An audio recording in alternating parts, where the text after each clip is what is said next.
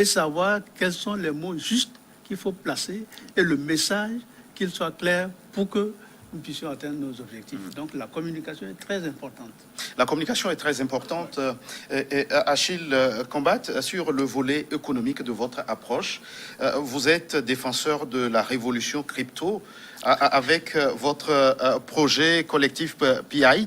En quoi est-il important aujourd'hui de s'inscrire dans cette dynamique de crypto-monnaie? On a vu avec l'actualité un des pays qui vient de légaliser une crypto-monnaie, le Bitcoin.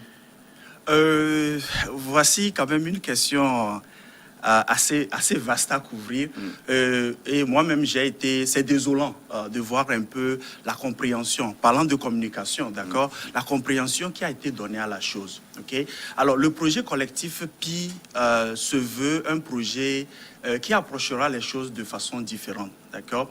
C'est un projet où le PI, la crypto-monnaie PI, se veut une crypto-monnaie d'échange, pas de spéculation. Malheureusement, on a vu beaucoup de spéculations se passer et je pense que c'est dans cette optique-là nous nous battons au niveau de nos communautés pour éduquer nos populations.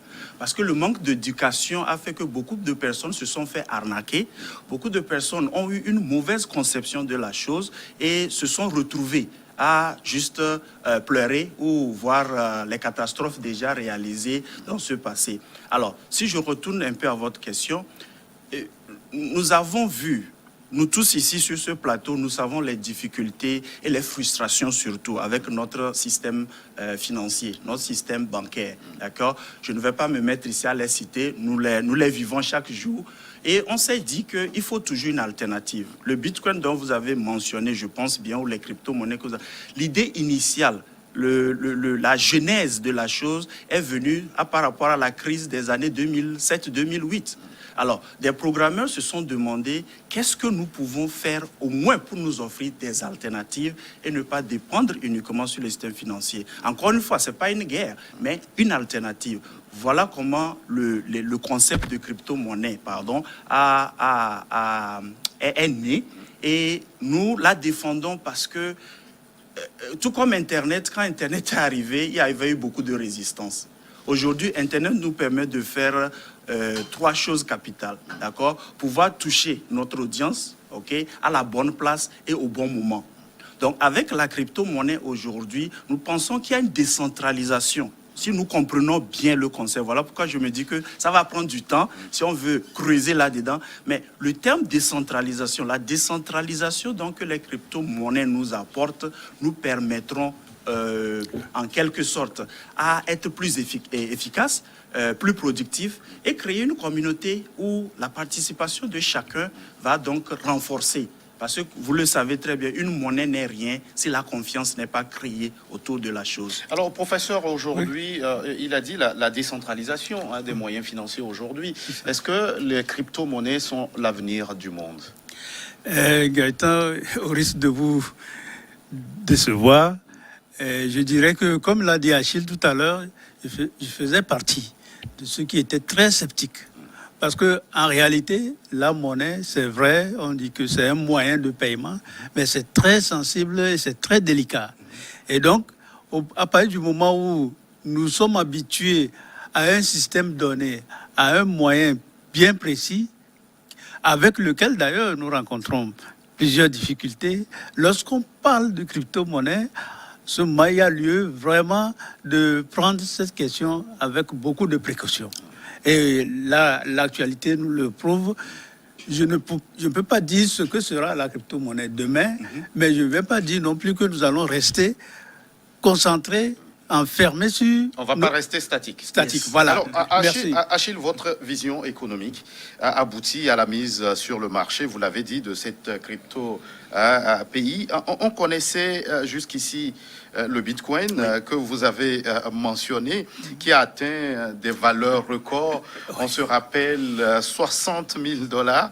En quoi votre crypto est-elle différente? C'est bien que vous ayez mentionné le Bitcoin, qui originellement, ou bien à la genèse, a commencé, n'était pas prévu d'être une source de spéculation. Alors, en quoi elle est différente? Alors, depuis que le Bitcoin a commencé, c'est la mère, okay, des monnaies digitales, des monnaies numériques. Okay. Donc, depuis que le Bitcoin a commencé, c'était très difficile. Et on se retrouve à ceci à cause, encore une fois, des frustrations. C'était très difficile de pouvoir... le terme minage, ok, je vais l'expliquer très simple. C'est comme l'imprimerie qui imprime tous les billets, d'accord. Donc c'est ça qui se passe sur le monde digital, d'accord. Le terme minage était très compliqué parce que sans avoir de gros serveurs, sans avoir la capacité ou la connaissance même des formules mathématiques et faire le truc là, c'était très difficile. Ça c'est un.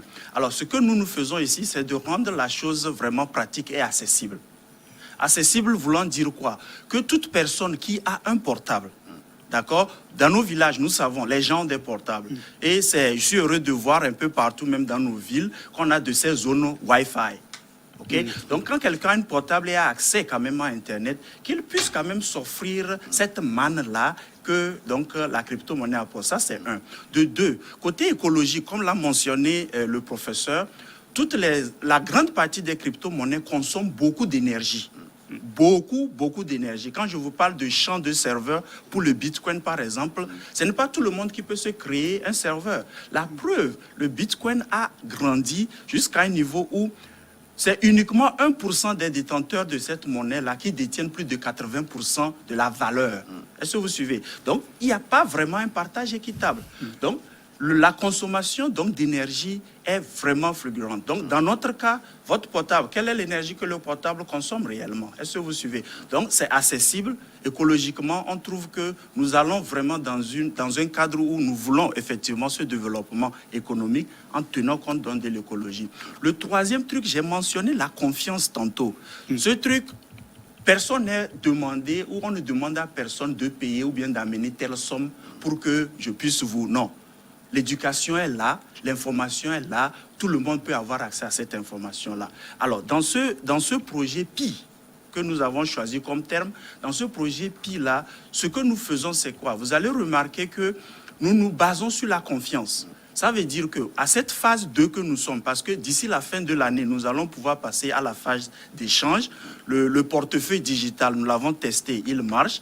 Et c'est un projet global. Il ne se limite pas, disons, à l'Afrique, au Togo. Nous avons des membres, des pionniers, comme nous le désignons, un peu partout donc, dans le monde. Alors, dans ce projet-là, ce que nous voulons faire, nous montons les chaînes par rapport à la confiance. Alors, Achille, une question qu'on se pose souvent face à des projets innovants comme ça. Est-ce que vous ne craignez pas d'être taxé de combattre le système bancaire traditionnel? Ça, c'est une très bonne question. Généralement, quand quelqu'un ne comprend pas une chose, la première chose qu'il trouvera, c'est que, OK, ça, c'est une menace. OK?